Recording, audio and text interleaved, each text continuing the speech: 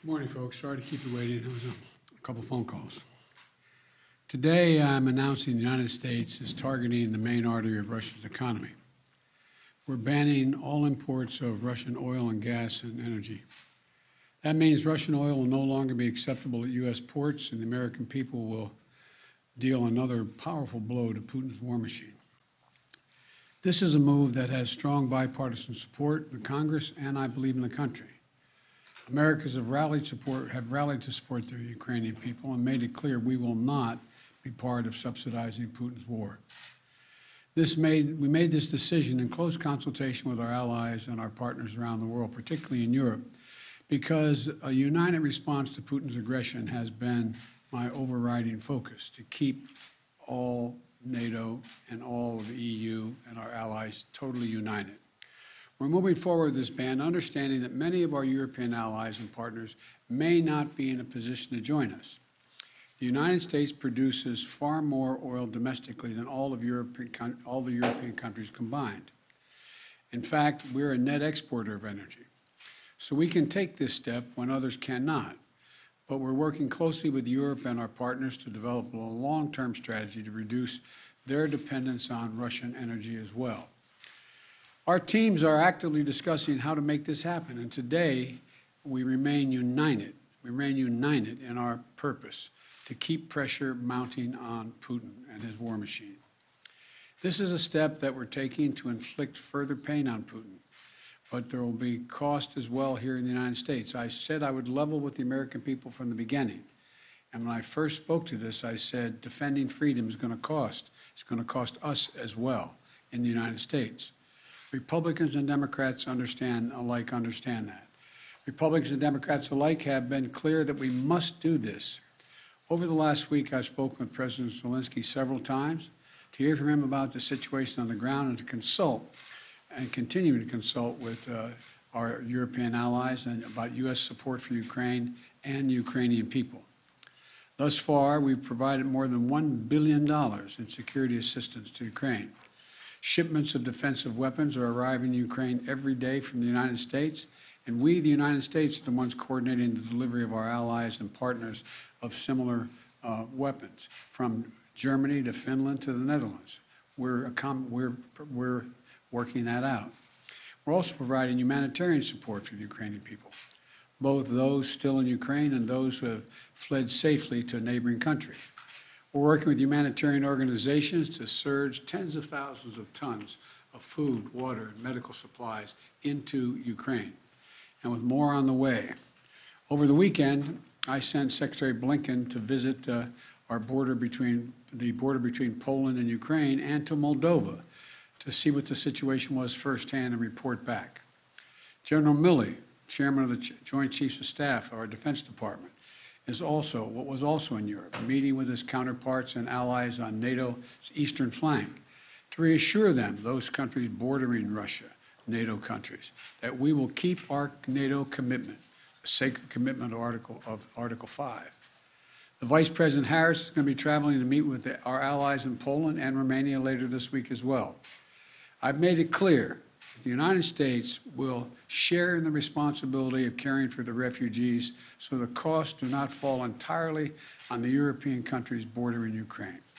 And yesterday I spoke with my counterparts in France, Germany, and the United Kingdom about Russia's escalating violence against Ukraine and the steps that we're going to take together with our allies and partners around the world to respond to this aggression. We are enforcing the most significant package of economic sanctions in history, and it's causing significant damage to Russia's economy. It has caused Russian economy to, frankly, crater. The Russian ruble is now down to 50%, by 50% since Putin's announced his war. 1 ruble is now worth less than 1 American penny. 1 ruble is less than 1 American penny. And we're preventing Russia's central bank from propping up the ruble and to keep its value up. They're not going to be able to do that now. We cut Russia's largest banks from the international financial system, and it has crippled their ability to do business with the rest of the world.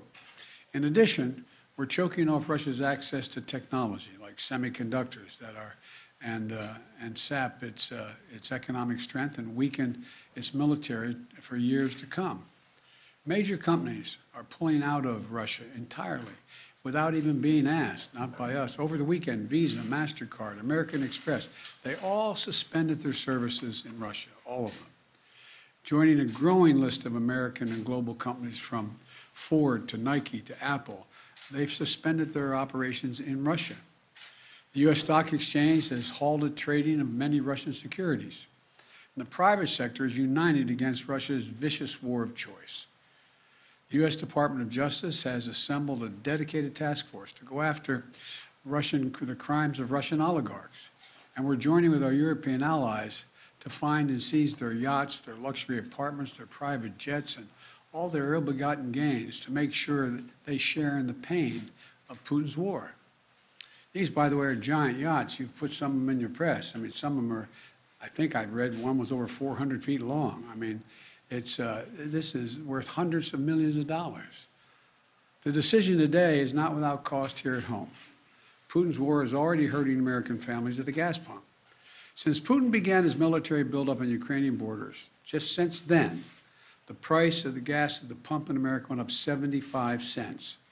And with this action, it's going to go up further. I'm going to do everything I can to minimize Putin's price hike here at home. In coordination with our partners, we've already announced that we're releasing 60 million barrels of oil from our joint oil reserves. Half of that, 30 million, is coming from the United States. And we're taking steps to ensure the reliable supply of global energy. We're also going to keep working with every tool at our disposal to protect American families and businesses. Now, let me say this. To the oil and gas companies and to the finance firms that back them, we understand Putin's war against the people of Ukraine is causing prices to rise. We get that. That's self-evident. But, it's no excuse to exercise excessive price increases or padding profits or any kind of effort to exploit this situation or American consumers, exploit them.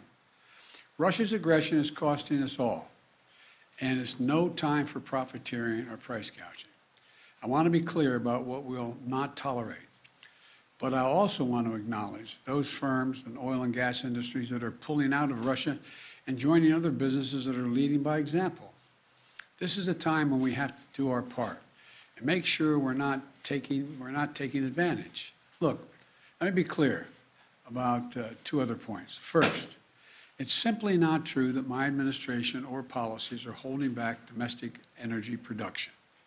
That's simply not true. Even amid the pandemic, companies in the United States pumped more oil during my first year in office than they did during my predecessor's first year. We're approaching a record levels of oil and gas production in the United States, and we're on track to set a record of oil production next year. In the United States, 90% of onshore oil production takes place on land that isn't owned by the federal government. And of the remaining 10% that occurs on federal land, the oil and gas industry has millions of acres leased.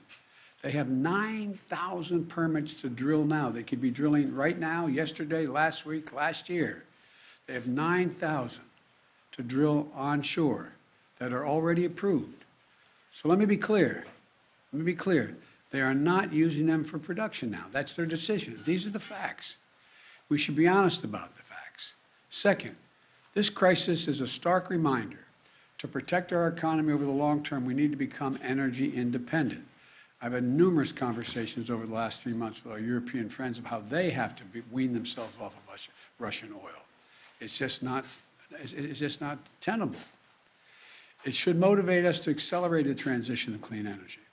This is a perspective that our European allies share, and the future where together we can achieve greater independence.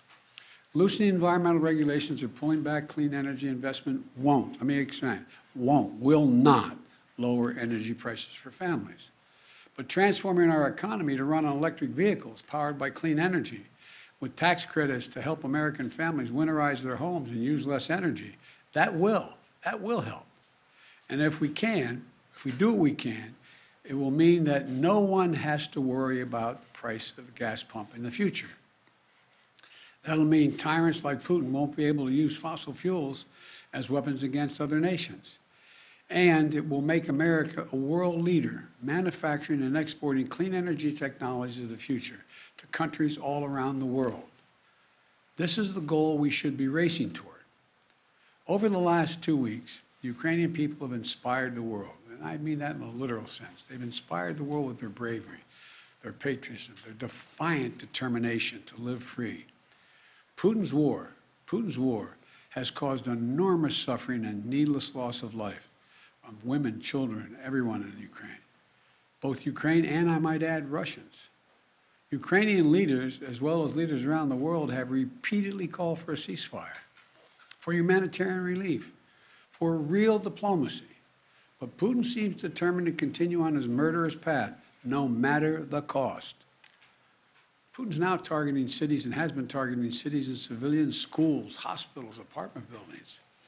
Last week, he attacked the largest nuclear power plant in Europe with an apparent disregard for the potential of triggering a nuclear meltdown. He has already turned 2 million Ukrainians into refugees. Russia may continue to grind out its advance at a horrible price, but this much is already clear. Ukraine will never be a victory for Putin.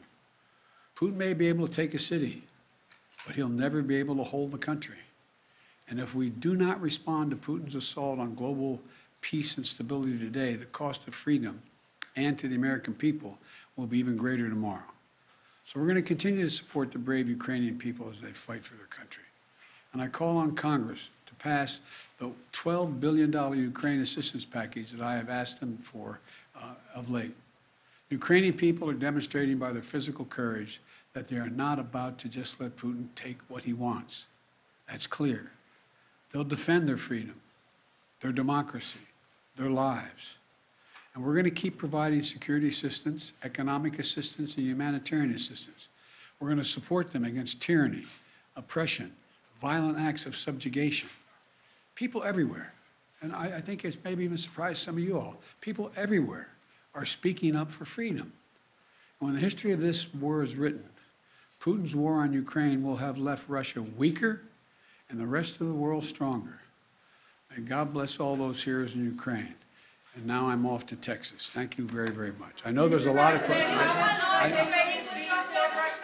I know there's a lot of questions, but there's a lot more that has to be made clear, and I'm going to hold on that until we get more information. Thank you. Appreciate it.